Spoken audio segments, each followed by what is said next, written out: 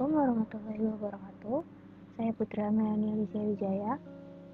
Jadi di sini saya akan membahas mengenai stem cell dalam mata kuliah pengantar bioteknologi. Berbicara tentang bioteknologi, bioteknologi ini banyak sekali digunakan dalam berbagai bidang. Salah satunya yakni bidang kedokteran. Bioteknologi kedokteran memegang peranan yang sangat penting dalam perkembangan tindakan medis.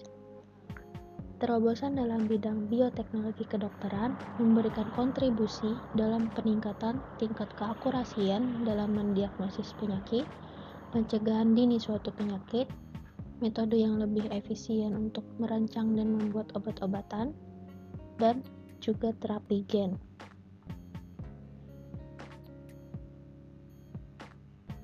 Salah satu terobosan bioteknologi di bidang kedokteran yakni stem cell atau disebut juga dengan sel punca. Apa itu stem cell? Sebelum membahas tentang stem cell, kita cari tahu dulu asal-usulnya. Jadi, stem cell pada tahun 1908, istilah stem cell ini pertama kali diusulkan oleh ahli histologi Rusia, yakni Alexander Maximov pada Kongres Hematologi di Berlin. Ia mengemukakan adanya sel induk yang membentuk sel-sel darah atau hematopoietic stem cell. Kemudian pada tahun 1978 terbukti bahwa teori ini benar dengan ditemukannya sel-sel punca di daerah sumsum tulang belakang manusia. Nah, kemudian kita masuk ke pengertian. Sel punca ini merupakan sel khusus yang memiliki kemampuan membentuk ulang dirinya. Kemudian di saat bersamaan dia juga dapat membentuk sel tertentu. Nah, ini merupakan gambaran dari stem cell yang dapat berdiferensiasi atau terspesialisasi menjadi berbagai sel. Kemudian stem cell ini memiliki beberapa karakteristik yang sudah disinggung sebelumnya, yakni pertama berdiferensiasi menjadi sel lain, kemudian belum memiliki bentuk dan fungsi yang khusus, dan dapat meregenerasi dirinya sendiri.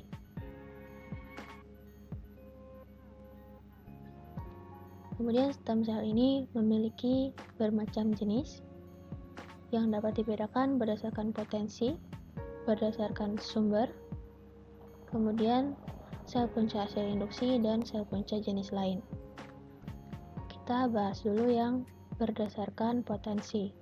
Jadi stem cell berdasarkan potensinya terbagi menjadi 4, yakni totipotent, pluripotent, multipotent, dan unipotent. Totipotent ini merupakan sel punca yang memiliki kemampuan untuk berdiferensiasi menjadi semua jenis sel.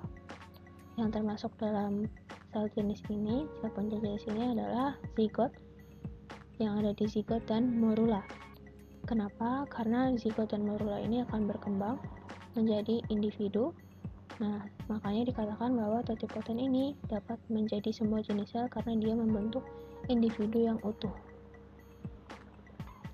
Kemudian pluripotent merupakan sel punca yang memiliki kemampuan untuk berdiferensiasi menjadi 3 lapisan embrional, yakni ectoderm, mesoderm, dan endoderm. Tapi sel punca pluripotent ini dia tidak bisa menjadi jaringan ekstraembrionik seperti plasenta dan tali pusat. Nah, adapun yang termasuk dalam sel punca pluripotent adalah inner cell mass pada stadium blastosis. Kemudian multipotent merupakan sel punca yang dapat berdiferensiasi menjadi beberapa jenis sel, misalnya sel darah dan sel saraf. Kemudian unipotent merupakan sel punca yang hanya dapat menghasilkan satu jenis sel, tetapi dia juga bisa memperbarui atau meregenerasi dirinya. Nah, ini merupakan gambaran dari 4 potensi tadi. Nah, ini totipotent stem cell, kemudian pluripotent stem cell, lalu multipotent stem cell ini dapat menjadi myeloid stem cell atau lymphoid stem cell atau sel darah bisa, sel saraf juga bisa. Kemudian ini unipotent stem cell, dia menjadi organ organ hati, otak, jantung, dan lain-lain. Kemudian berdasarkan sumber embryonic stem cell, embryonic germ cell, dan adult stem cell. Jadi berdasarkan sumbernya stem cell ini dapat menjadi 3. Kemudian adult stem cell ini ada lagi pembagiannya, yakni hematopoietic stem cell dan mesenchymal stem cell. Nah, embryonic stem cell ini berasal dari inner cell mass pada fase blastosis. Kemudian embryonic germ cell ini berasal dari sel germinal primordial dari janin berumur 5-9 minggu. Kemudian adult stem cell ini seperti namanya berasal dari jaringan dewasa. Hematopoietic ini merupakan bagian dari adult stem cell dan dia berdiferensiasi menjadi sel darah. Kemudian mesenchymal dapat ditemukan pada sumsum tulang belakang, periosteum, lemak, dan kulit. Kemudian dapat berdiferensiasi menjadi sel tulang, otot, ligamen, tendon, dan lemak. Ini merupakan embryonic stem cell yang dikultur dalam laboratorium. Nah, ini merupakan embrio manusia. Ada embryonic stem cell-nya. Nah, embryonic stem cell ini akan dipisahkan, kemudian dikultur dalam laboratorium dan siap untuk berdiferensiasi.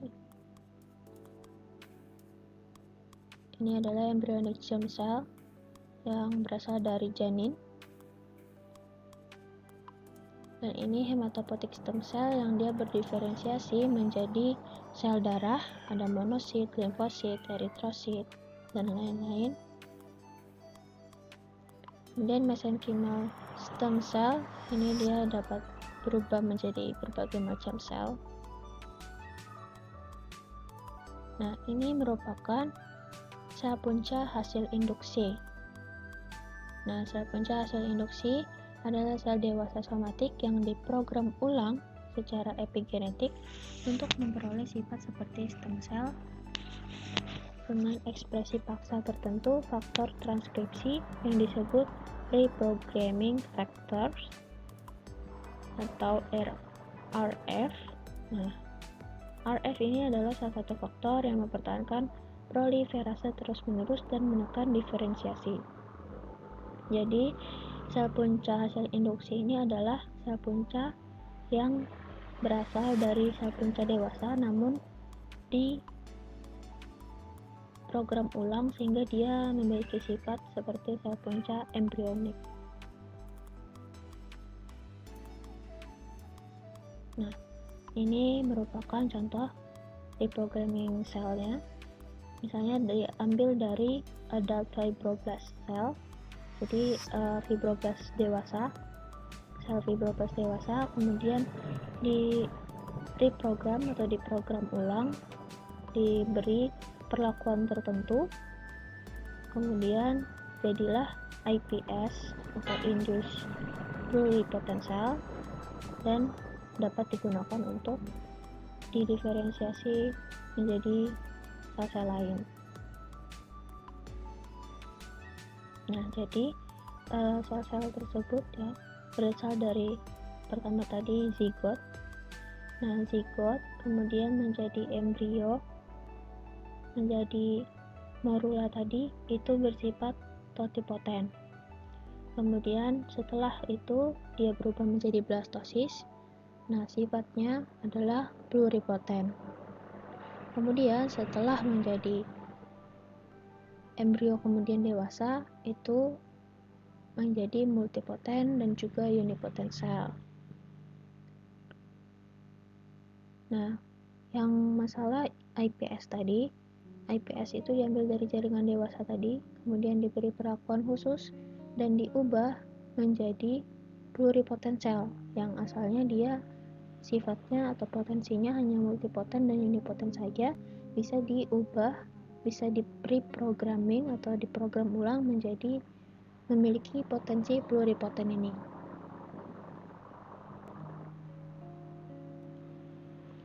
Kemudian ada sel punca jenis lain, ada fetal stem cell dan cancer stem cell. Nah, fetal stem cell ini merupakan sel primitif yang ditemukan pada organ-organ fetus atau janin seperti sel punca hematopoietik fetal dan progenitor kelenjar pankreas. Kemudian cancer stem cell ini adalah sel yang menggerakkan tumorigenesis dan telah teridentifikasi pada berbagai tumor pada manusia. Jadi pada sel kanker itu juga ada stem cell-nya, karena sel kanker itu juga adalah sel normal juga, cuman dia menjadi abnormal.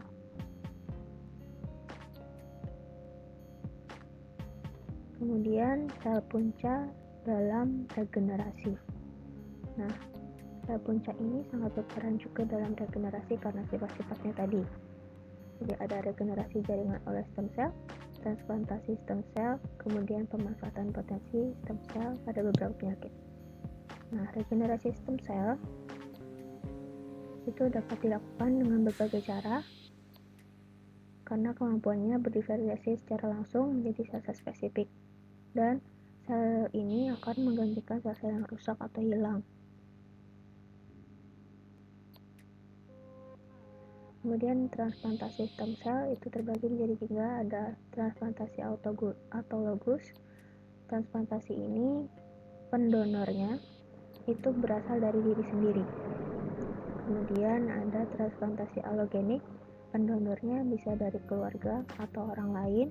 Kemudian ada transplantasi syngenik, ini berasal dari saudara kembar identik. Kemudian transplantasi berdasarkan sumbernya itu dapat berasal dari sum-sum tulang, kemudian sel punca darah tepi, dan sel punca tali pusat. Nah, sel punca tali pusat ini sedang booming juga di Indonesia karena para artis itu banyak yang menyimpan tali pusat bayinya saat melahirkan itu untuk digunakan ke depannya, diambil darahnya kemudian dikultur stem cell-nya itu dijaga agar tetap bisa digunakan untuk waktu kedepannya. Jadi ibaratnya mereka investasi kesehatan seperti itu untuk digunakan untuk waktu kedepannya jika ada kejadian-kejadian tertentu yang terjadi, misalnya mereka mengalami kecelakaan atau penyakit-penyakit tertentu. Nah, pemanfaatan potensi stem cell ini pada beberapa penyakit sudah dilakukan banyak negara. Salah satunya juga Indonesia. Nah, beberapa penyakit yang bisa disembuhkan atau dikurangi oleh stem cell itu ada diabetes, skin replacement, penyakit Parkinson, stroke, penyakit jantung juga.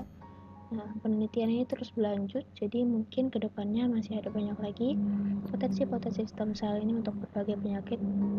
Nah, tentunya penyakit-penyakit yang parah, yang degeneratif, autoimun juga.